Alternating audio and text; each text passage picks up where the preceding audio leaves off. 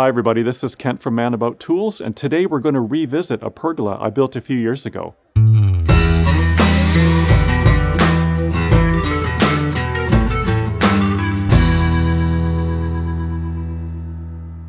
I built this pergola long before I had a YouTube channel, so I'm going to use some animation to show you how I put it all together.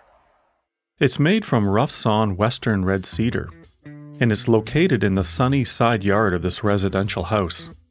Each post sits on a round concrete pier that's spaced 8 foot 6 inches on center. The overall height of the pergola is also 8 foot 6 with a head clearance of 7 foot 3. The concrete footings are poured below the frost line. The posts are 6 by 6 and attached to galvanized saddles.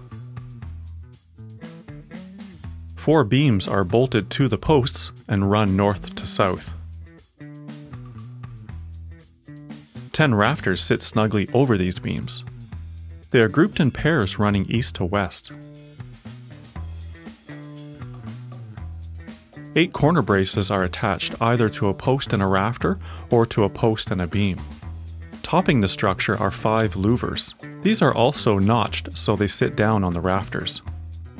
I have a full set of plans avaiilable on my website, manabouttools.com, and there's a link to that in the upper right and in the description below.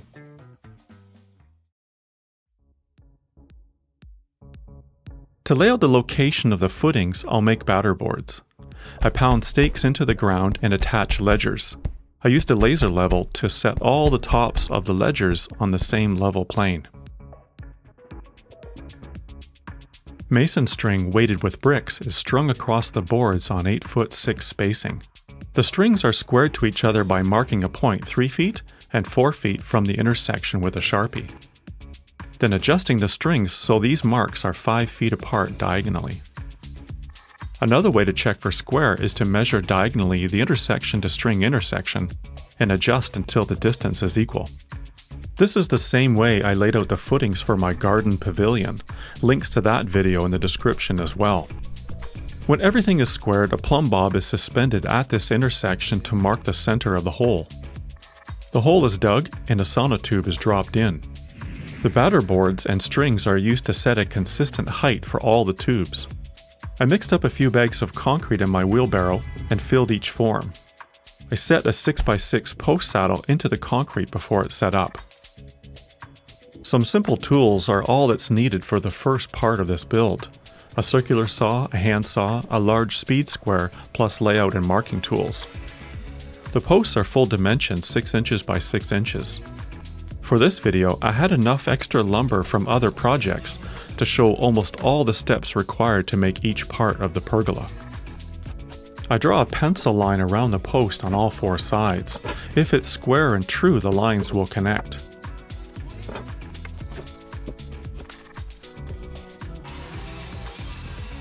Each post is cut to length with 4 cuts using a circular saw, rotating the post a quarter turn each time, then finishing off the cut with a handsaw.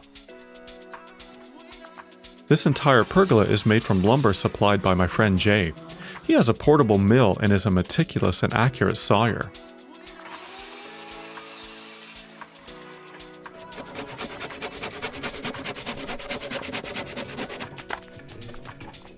The top of each post has a 30-degree slope. This is mainly for aesthetics, and I just like that look. Pencil lines are drawn using a large speed square.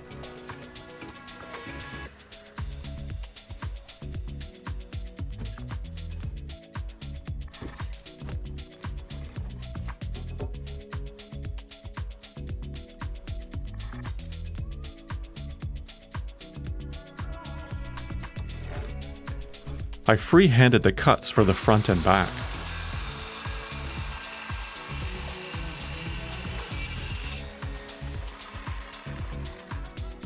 Then I adjusted the angle of the blade and made the side cuts.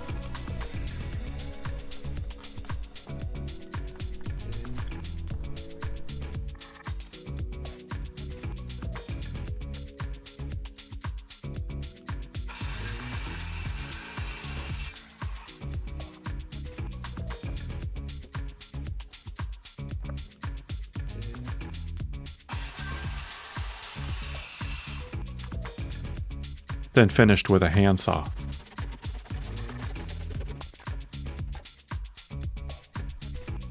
I chamfer the top edges of the post with a sanding disc on my angle grinder.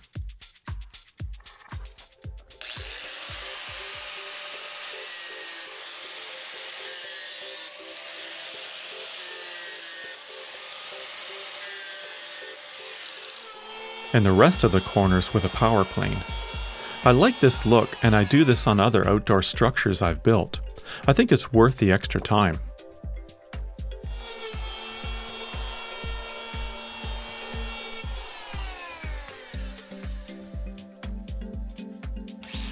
You could use an angle grinder for all the chamfering, but I find the power plane works better on long runs.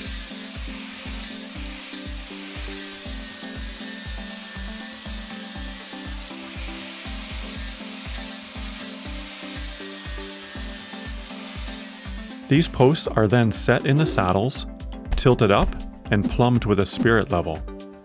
Stakes are driven in and temporary braces hold them in place.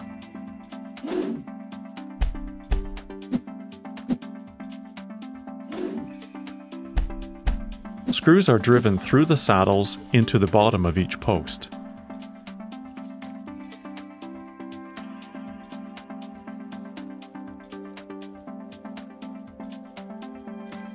I then cut 4 2x8 beams to length.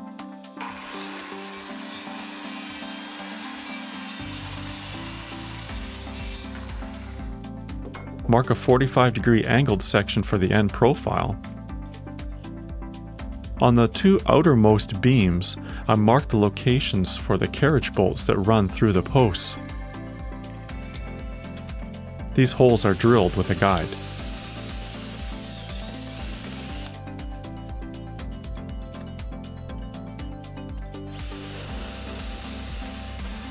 Now I cut off the angled piece with a circular saw and square. These are also chamfered with the angle grinder and/or the power plane. I stain most of the pieces prior to assembly. I find it so much easier to do on sawhorses than up on a ladder later.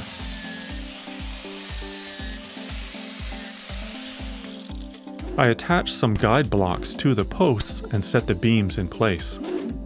The beams are checked for level, then clamped to the posts. I then drill through the beam, the post, and the opposing beam with a long 3/8 bit. I tap in a carriage bolt and secure it with a flat washer, a lock washer, and a nut.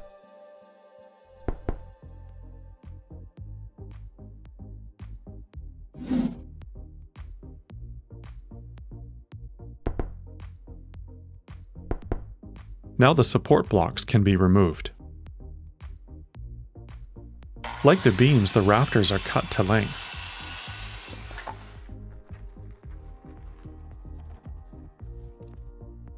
The end profile marked and cut, and the edges chamfered. The rafters fit over the beams. 2 notches on each end of the rafter needs to be cut. I mark the rafter where it sits on the beam.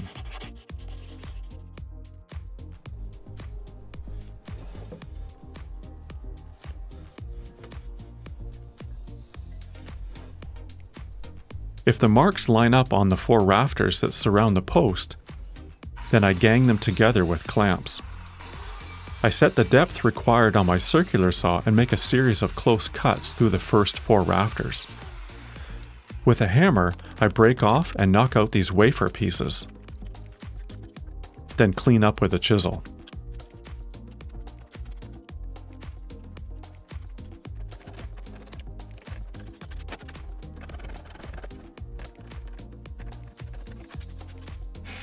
As another option, these could be cut individually with a jigsaw, or if the marks on the beams don't line up just so.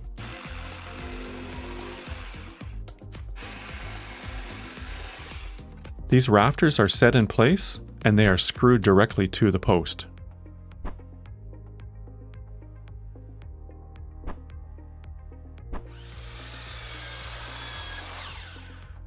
The corner braces are made from 2x6 stock. They are simple braces with 45-degree angles. First, I cut the side braces on the miter saw.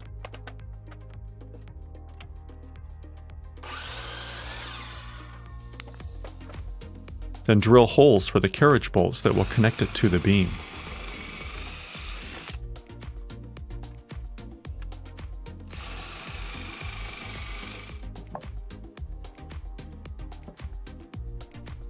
Then I mark the hole location where a lag bolt will attach it to a post.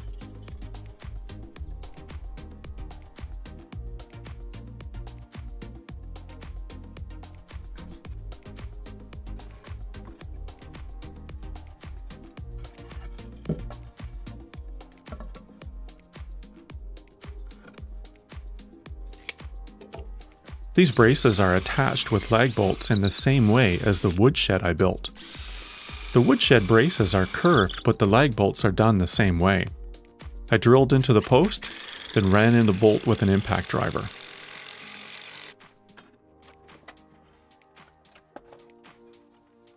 Now I'll cut the side braces to length and pre-drill the carriage bolt holes.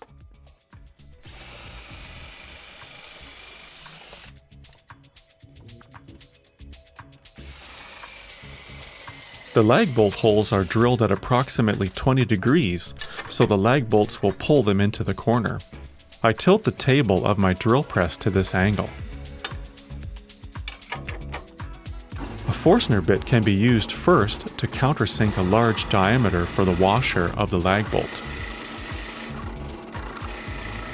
Then I swap out bits and drill for the shank of the bolt.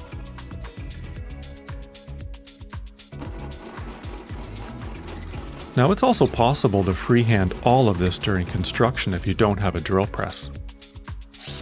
The braces are now chamfered and stained. I finished the pergola with a semi-transparent stain. I stained each part prior to assembly. Not always required, but it can make things easier to roll on finish with boards laying over a sawhorse instead of overhead. A little construction adhesive would help during assembly to add a bit more rigidity to the pergola. The braces are clamped in place and holes drilled for the carriage bolts at the tops. And holes are also drilled in the posts for the lag bolts as shown previously. The top of the brace is bolted to a rafter or a beam. Now the temporary bracing can be removed and the rest of the fill and rafters can be toe screwed to the beams.